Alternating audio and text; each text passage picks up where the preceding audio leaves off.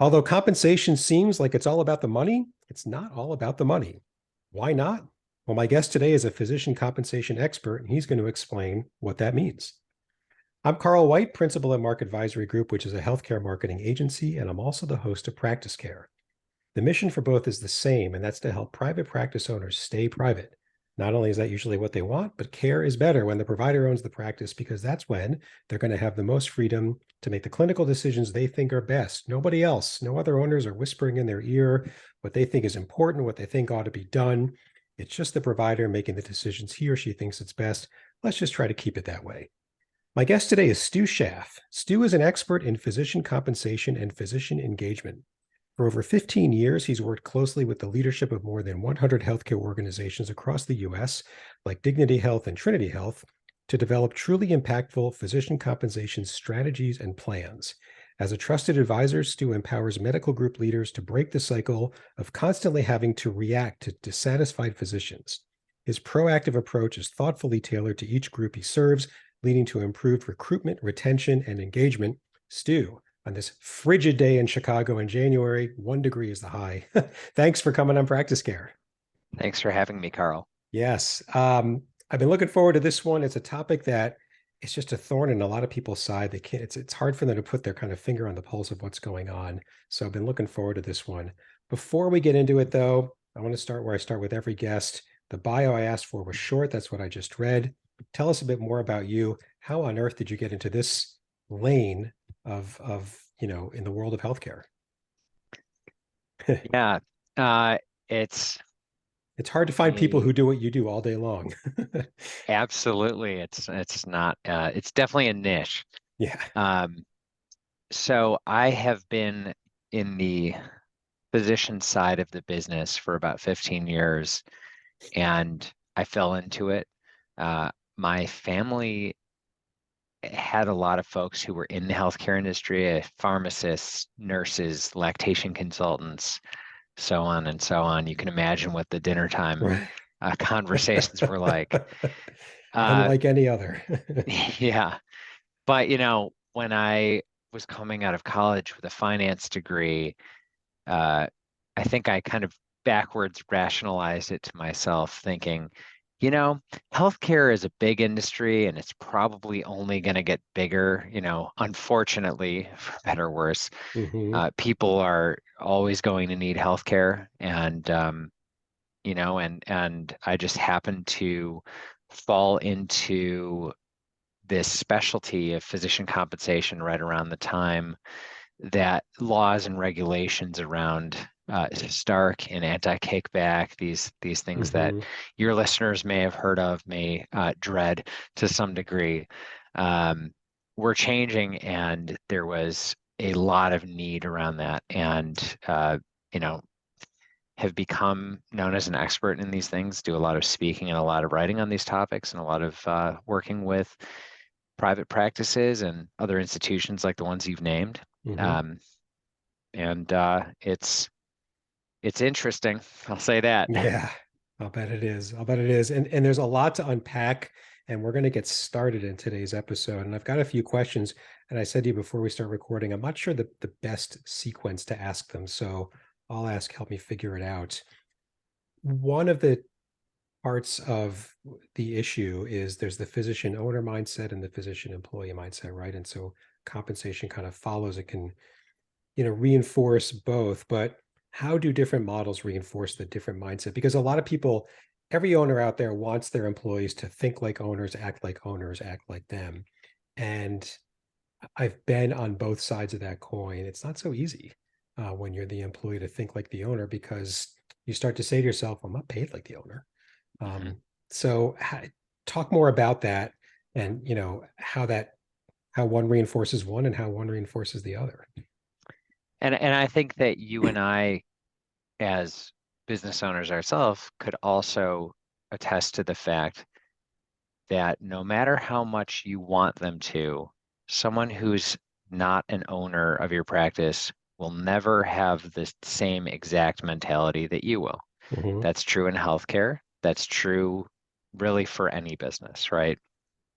So just to take a step back for a second, when we talk with practices, um, if we're in the case of a private practice, if we're talking to a physician owner of a practice or someone who's running a practice alongside a physician owner, um, they'll come to us for a variety of reasons and say, we need a new compensation model for our physicians, for our non-physician providers. Hmm. And and then we go down this process of saying, well, what are you trying to accomplish? 9 times out of 10, they want their employed doctors to do more. And it's interesting You because mean like more work per hour or whatever the throughput absolutely, is? Yeah. Okay. absolutely. And the second question then is, well, why is it important that they do more, right? Hmm. And in most cases, I'll tell you that I have found that they feel pressure as a result of the fixed costs that they have, whether that's their rent, the employees that they have, who are, non-providers, the physician employees themselves, even the personal things that those physician owners Yeah. have, their personal mortgage, their car payments, their kids' college Yeah. education, things like that. So as a result, they feel overextended and they're trying to figure out what is the way out of that, right? Hmm. Not to mention that there's this kind of background radiation, if you will. Society points to more as the default. It always has the graph always has to go up and to the It's right, true. right? Yeah. So, we're talking about more profit, more revenue, more volume, more employees, more Hmm. offices. I know that's a big focus with what you all do in your group. Right. Have you ever heard the expression, if you're not growing, you're dying? Once or twice. Yeah. Yeah. And it's not necessarily a bad thing to grow if you can do it sustainably, Yeah. right? So that's the context that, I bring up this difference between the physician owners and the physician employees because that's where we move the conversation. So Hmm. the physician owners' incentives are clearly aligned with doing more, like you were saying, and Yeah. whether that's volume or revenue or profit or whatever it may be, uh, in their role as owners, right? Hmm. That's, because they can profit more in their Right. role as owners. They tend to look at their physician colleagues, and I'm using that word purposely, their physician colleagues within their practice, and wonder why they aren't doing the same. And that's where we bring in this idea of there's the two separate roles. And I keep using these terms purposely. You have Hmm. physician owner, physician employee, right? Hmm. Hmm. And those are two separate roles, and it's important to understand the difference between the two. So there's this economic difference between those roles, whether it's an owner or an employee. You could be a physician on both. That leads that difference in mindset. So in most practices, employees are going to be paid a salary or a percentage of revenue or some combination thereof, right? I'm Hmm. vastly oversimplifying things here, Sure. but that's kind of the general model. And there's Hmm. not, for those employees, there's not typically any kind of like profit distribution associated with that. I'm not talking about 401ks or retirement and things like that, but we're talking about what goes into a paycheck, right? Yeah. And they're, talking about those components. So a salary, there's no financial incentive for that employee to increase revenue, to decrease expenses, right? And Hmm. they're going to default to their very human instinct to prioritize their comfort, right? Yeah. In the short term over the long-term good of the business, right? Hmm. And that makes sense, right? That Yeah. there's not really a reason for them to do otherwise. And as much as you would like them to act like an owner, I'm doing air quotes here, right? Yeah. There's just nothing to set that up. And they're not trying to hurt anybody or anything like that, right? Hmm. So a lot of practices have said, okay, well, I'm going to align their compensation with the revenue that they're bringing in. Okay, well, in that model, the more all things being equal, the more you do, the more you earn for the practice, the more you earn for yourself, right? Right. Right. But the reality is not everyone is motivated by money to the same degree. Right. And everybody is going to tap out at some point beyond which family or other, things that themselves, their own health, um, are going to be more important than money, right? Yeah. So everybody kind of has a ceiling on that. There's no like unlimited level. I would say the same is true for owners as well, Yes. but that's important to understand.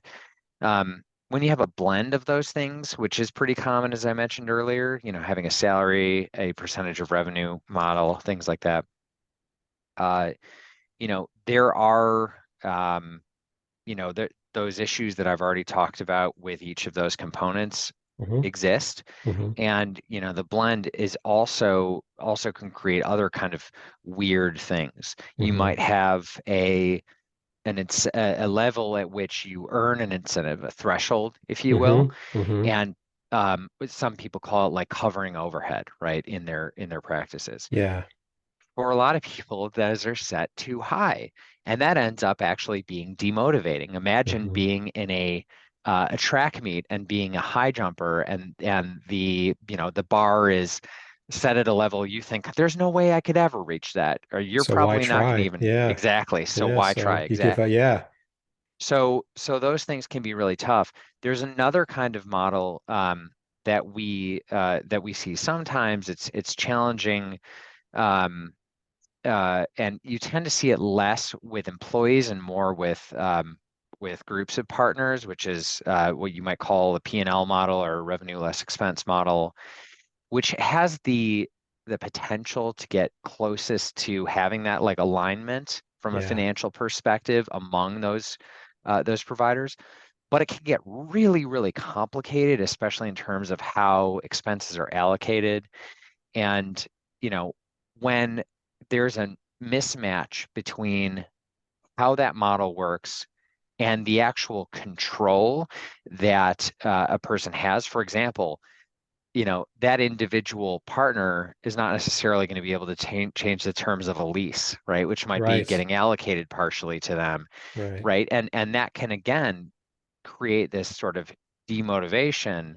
And on the flip side, if you gave them too much control, it would be just total chaos where you have essentially a Yeah. confederacy of different providers trying to work in the same practice. You don't want to have them arguing over preferences and in the Oh lease God. and over staff and Yeah. other things like that, right?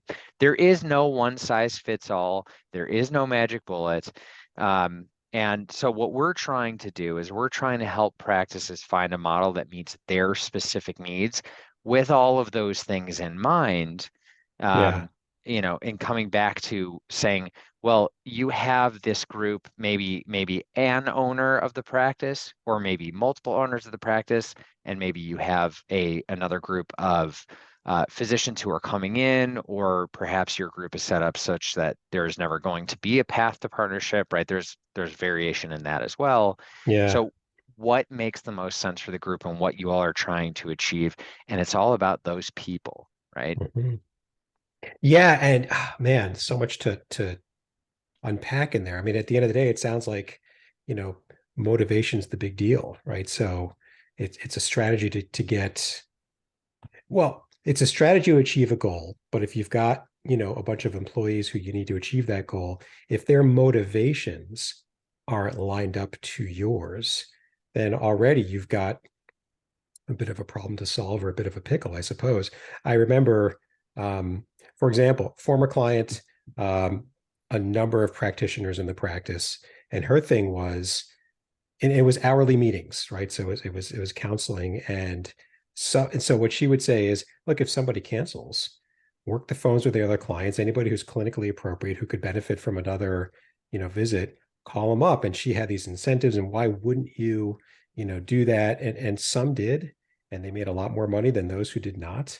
And she could never crack the code, and it wasn't her. It's a complicated thing, and so you've got, you know that variable. What if I just want to come in, do great work, and leave, and I'm not primarily motivated by money?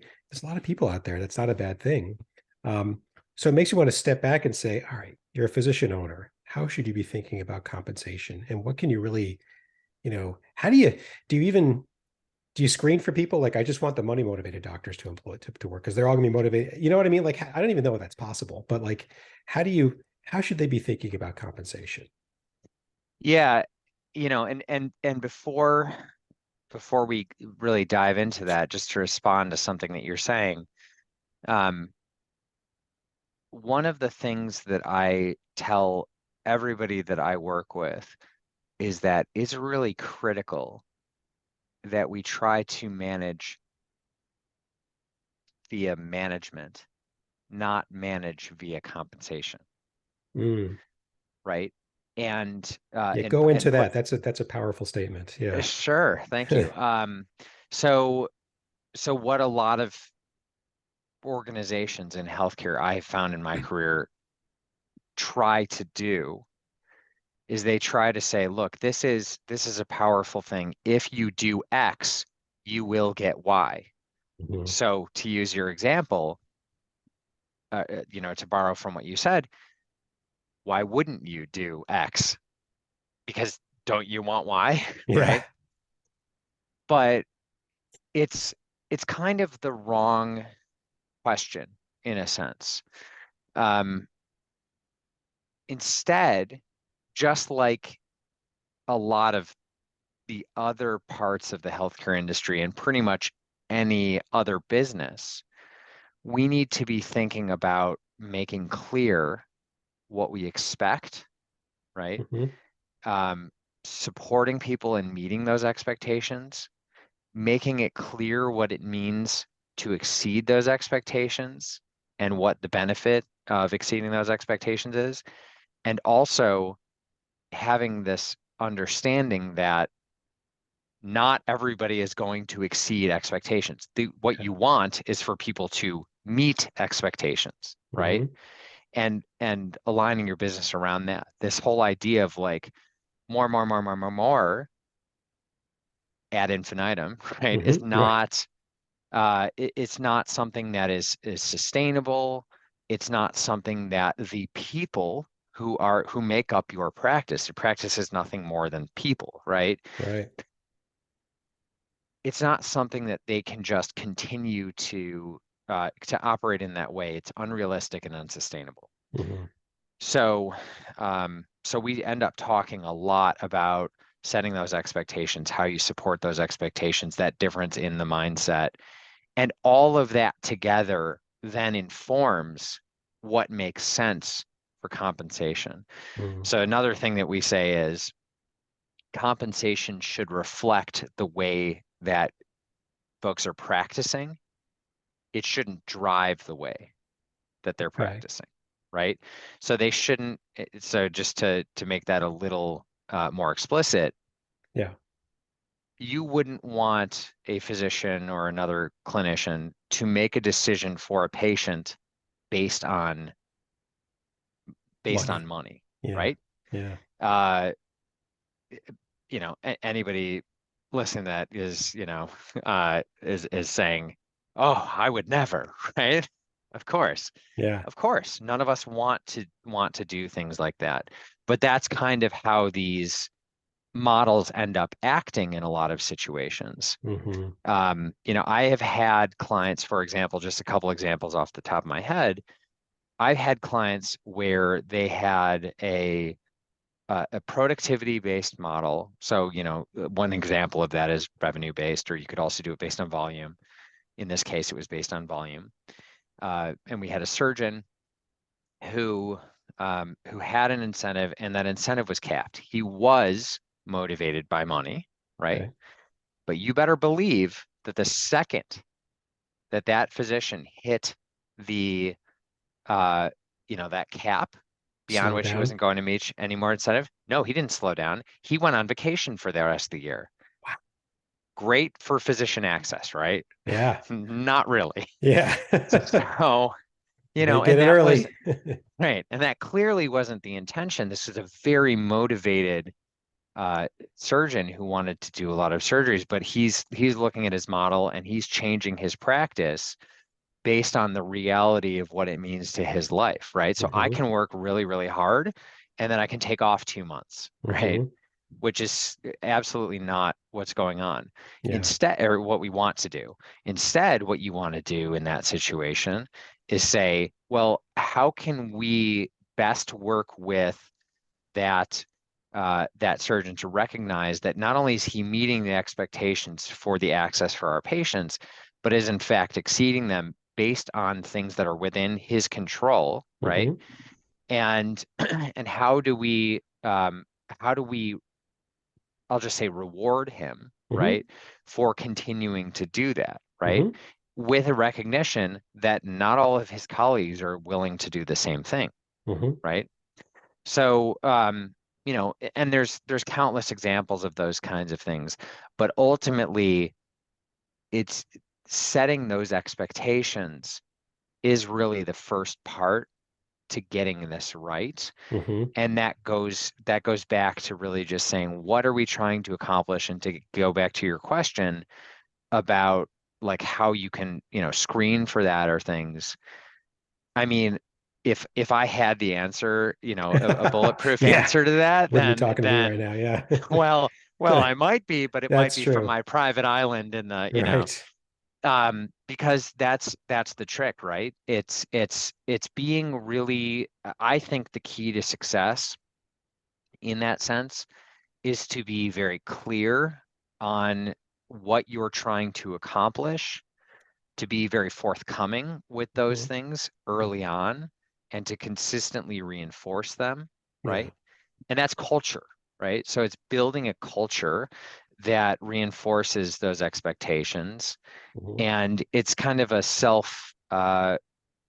self uh, fulfilling kind of thing.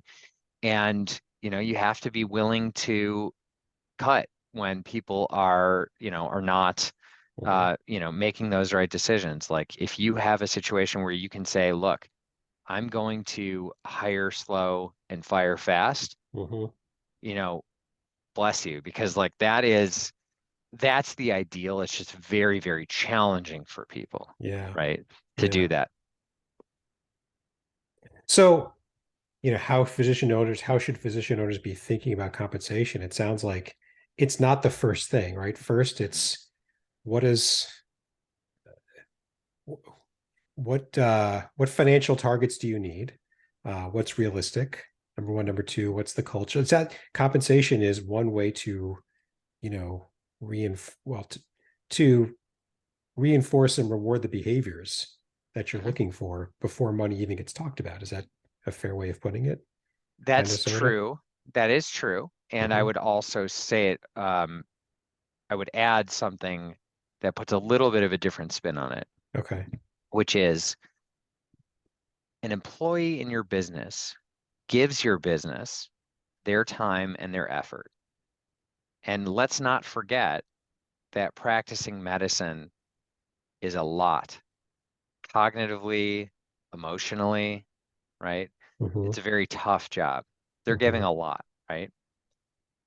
Compensation is what you give them in exchange for that, right? Okay. It's not just necessarily the paycheck. You have salary, you have bonus, you have benefits, of course. But what about acknowledgement? What Hmm. about growth opportunities? What about feeling valued and trusted and empowered, respected, Yeah. having a sense of purpose? Those aren't as easy, I understand, as writing a check Hmm. could be. Hmm. So it can be a tough sell for some of our clients, especially because they're operating in such complex environments already and they're so overstretched because of those cognitive and emotional challenges of Hmm. practicing medicine.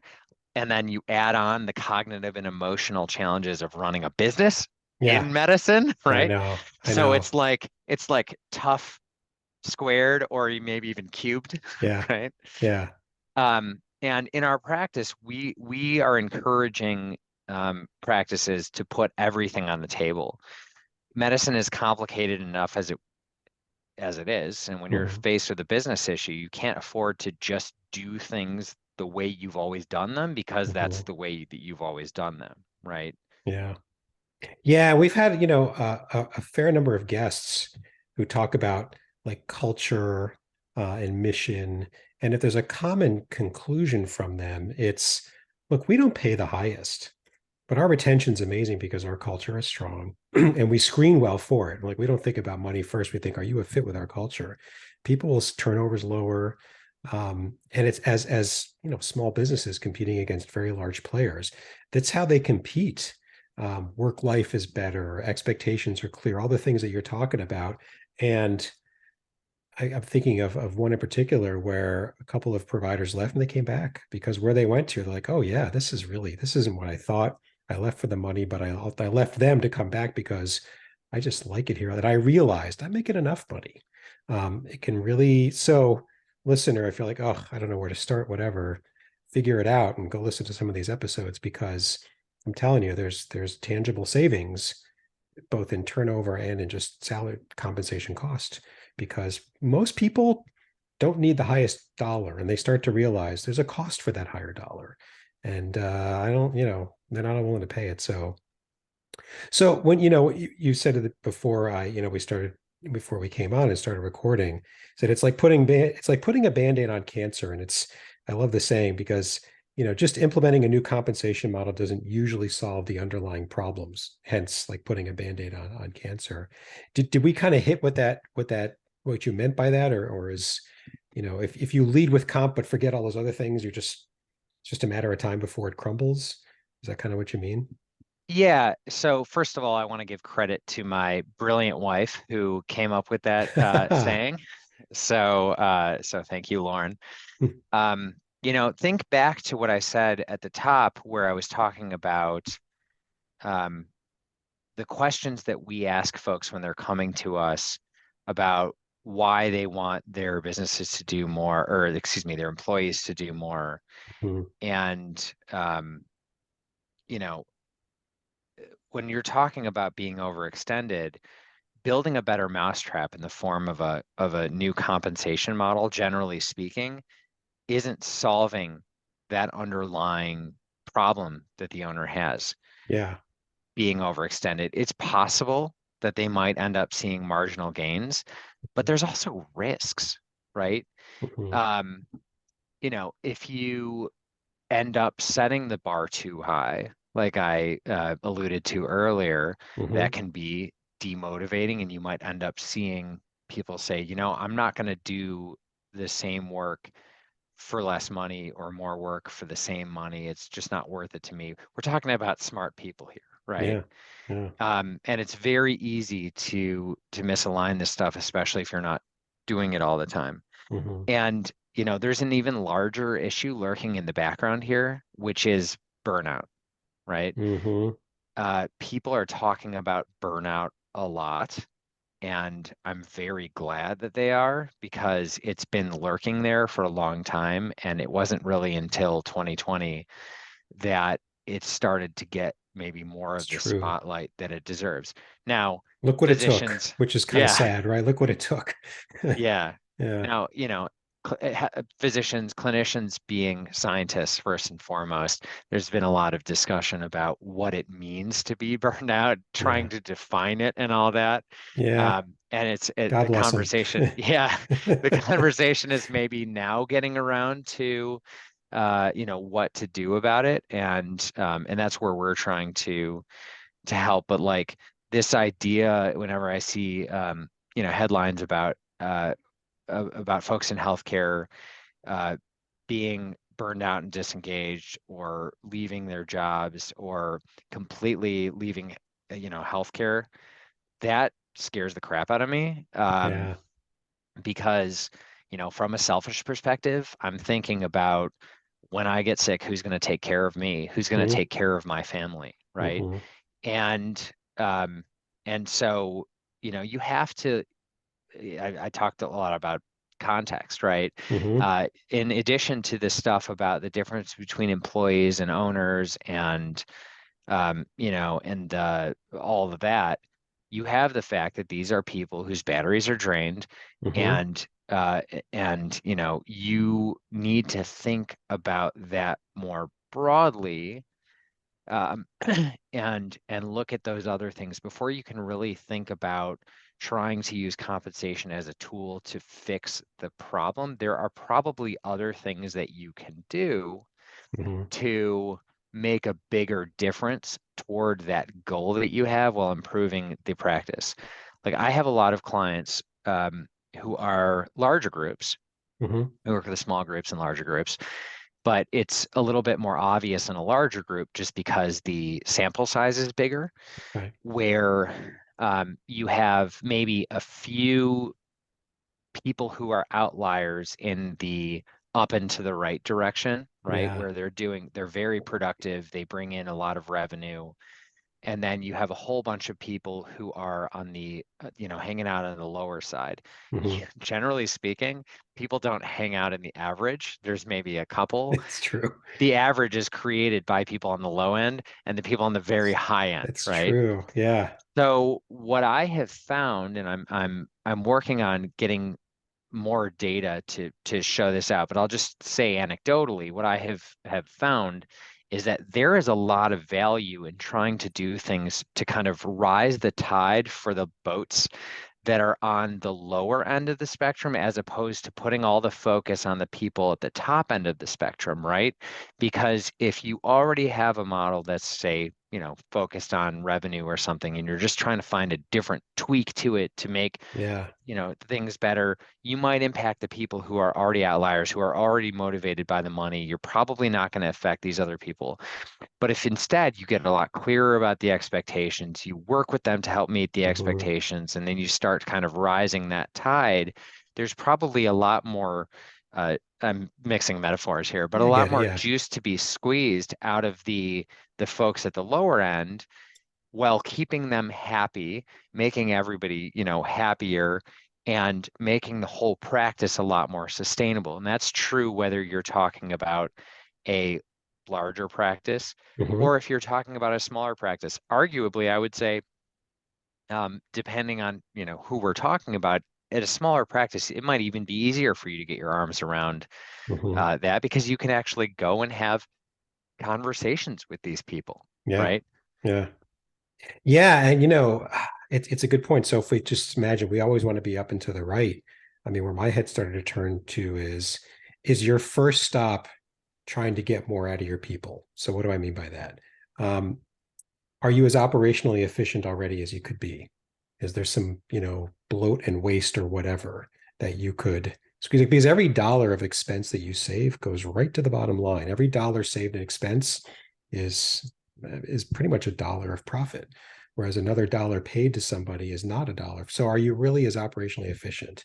Um, that's to me question one. Question two is if you do this and you actually get more productivity out of your people, can the operation handle? You just make sure that if you get the phone ringing more, that the machine, the operating machine can actually handle it. Um, if How much more could you grow? I mean, there are some places where they're going like crazy. And so, but I want more. Look, man, we're already working 12 hours. Like there aren't more hours in the day to squeeze. Like, is that in place? Before you turn on the growth engine, just make sure that if 15 more people called you in the next 10 minutes, you could handle them right in the way in which you want to. So, and maybe there's an answer in there or a couple of answers, Yeah.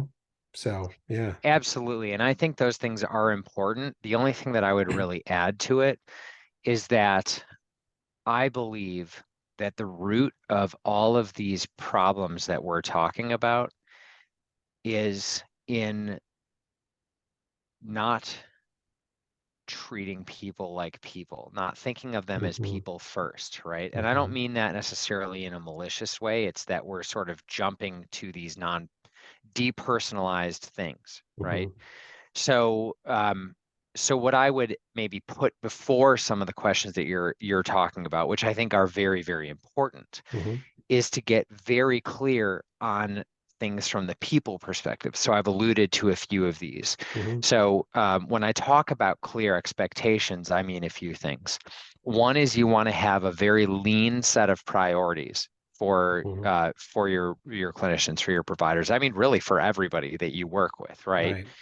Right. Because you can only the brain can only handle so much, right? Hmm. And again, like medicine is so cognitively and emotionally challenging to begin with that the more you add in, the less it's likely that any one of those things will get done, right?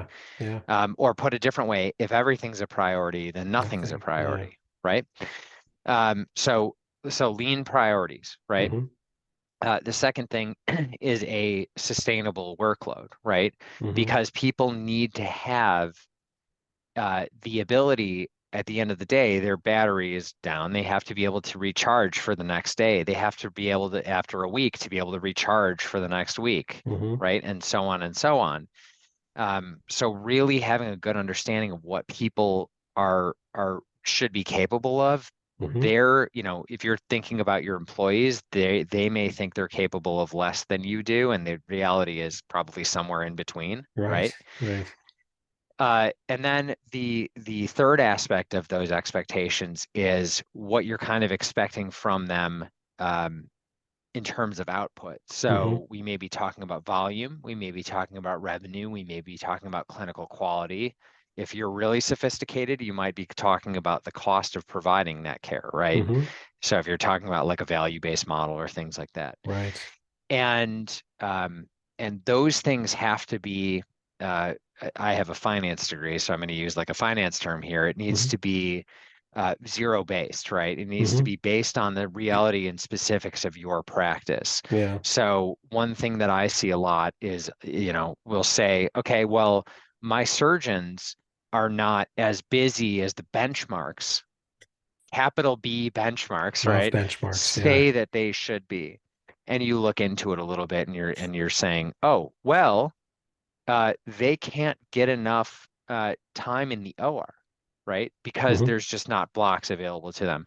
There's no way that they could ever meet that, right? Yeah. Yeah. Or, you know, we're set up to have you know, an APP do certain visits, and the way that the allocation of billing works, they're not getting credit for it, right? So there's all these different challenges associated with it. So what you Yeah. need to do is look at what's going on in your practice and make sure that the expectations reflect what's realistic in that context, right? Hmm. Once you do those things and you have a really clear understanding of what the expectations are, and you're talking about that frequently and you're showing people where they are relative to expectations, you want to make sure that management is supporting people in removing all the roadblocks possible that could keep them from meeting those expectations, right? Hmm. And that um, they are, you know, that you're paying fairly for what what it means to meet those expectations, right? Hmm. And only then can you figure out what it means to exceed expectations. Right. That's kind of the formula that we work people through. And there Okay. again, there is no one size fits all. It has to be completely dependent on the context of your situation. Hmm. Layer onto that the kind of cost savings that you're talking about and Yeah. everything, Yeah. but it has to be grounded in the people in your practice, because the second you step away from that, that's where the ugliness kind of hides, right? Totally agree. And it's a I thank you for clarifying that. When I said what I said, I was thinking of involve the people. Because if Yes. you say to somebody, I want you to be making up 20% more productive, if they have a finger on the pulse at all, they're going to know instantly whether that's even doable or not. Right. So because they know they're the ones living it every day. Some of the best solutions about whatever kind of improvement it is, if you can get the people to say, how could we improve this? Or what do you Yeah. think would make, then great things come and there's all the right buy-in and then, everybody wins. But you're right. Without the people, if you just impose it on them, you want it to fail, impose it on them, you know? Yeah. And generally speaking, most people got into medicine because they actually wanted to practice medicine. They wanted to see patients. They wanted Yeah. to treat patients, Yeah. not because they wanted to sit there and collect the paycheck. So, Right. assuming cynically that people are just kind of slacking off just because they don't have the same mindset that you do is not, Not good. Yeah. yeah, it's not, it's suboptimal, you could say. Yeah. To be diplomatic. Exactly. Exactly. Um, Stu, this topic, like a lot of other topics, we could, keep going and going. But in the interest of kind of bringing us home, there's two questions I ask every guest to wrap up an episode. And the first one is, it's kind of a loaded question. Anything you think I should have asked you, but I just didn't think to ask you, kind of in the context of what we talked about? I mean, we could talk about I know. things That's why I forever, said, yeah, I know. But anything kind of jumped to mind is, there's one point that we should have made but didn't. It's okay if it didn't, but just to Yeah, no, kind of, I think this is a pretty good overview of a very okay. complex topic. Yes, good for us. And the other wrap-up question is, so we've caught a listener's attention, and they're enthusiastic about maybe having a look at the comp model or thinking about it more, but they just don't know where to start. Look, you do this all day. It's a complicated topic, as we justly sort of, argued here. Any place you could think, they could just get started to get going down. People get excited about something, but they don't know where to start. Any place you could tell them to get started on this, to start to peel the onion? Yeah, absolutely. We're developing a whole lot of resources for practices. So I would recommend that they come to our website, intentionate, intentionate.com, Mhm. and check that out. Um, I would almost always recommend that if people are interested in discussing this, that they discuss it in the specific context of their practice. And I'm willing to have calls with one-on-one calls with any of your listeners Mhm. about their specific practice and the challenges that they're facing. We do complimentary 30-minute calls with folks all the time. So at that same website, they can reach out and schedule a call, and we would be happy to talk to them about their specific situation, which I'm purposely emphasizing because that really is the key. Yeah, it sounds like part of it is, maybe to a certain degree, stop comparing yourselves to others, right? Just figure out what your own benchmarks are, what good looks like for you. It's kind of freeing, to be honest with you, if you Hmm. could say, you know what, my story is my story. And I don't know anything about anybody else's story really. So that kind of comparison would be foolish. So just free your mind of all that, and, set your own benchmark. I like that. Um, Sage advice, Carl. yeah, well, I just repeated what you said. Stu, thank you. Thank you very much for taking some time to come on Practice Care, bring some attention to this topic. It's complex, to say the least. I think we've done a good job of bringing some clarity to it. So thank you. Appreciate it. Thank you, and thank you to all the listeners for doing really important work. Yes. And so, Stu Schaff, we're going to take all the contact info that you provided and get into the show notes for this episode, and a couple of other points before we wrap up. First, if you're someone like Stu or someone like me that seeks to serve private practices, or if you're a private practice owner, either way, you've got some experience on the business side of private practice that you think other private practice owners would benefit from hearing from, please, we want you to come on Practice Care and tell the world about it. In the show notes for Stu's episode and every episode, there's a link, a couple of clicks. It's quick. Tell us what's on your mind so we can get you scheduled as soon as possible. Finally, please subscribe to Practice Care. Just search Practice Care, one word. We're on Apple, we're on Spotify, Google, YouTube, just about every platform and player. We do a new episode every week, and the easiest way to stay up to date is to subscribe. Thanks very much, and until next time.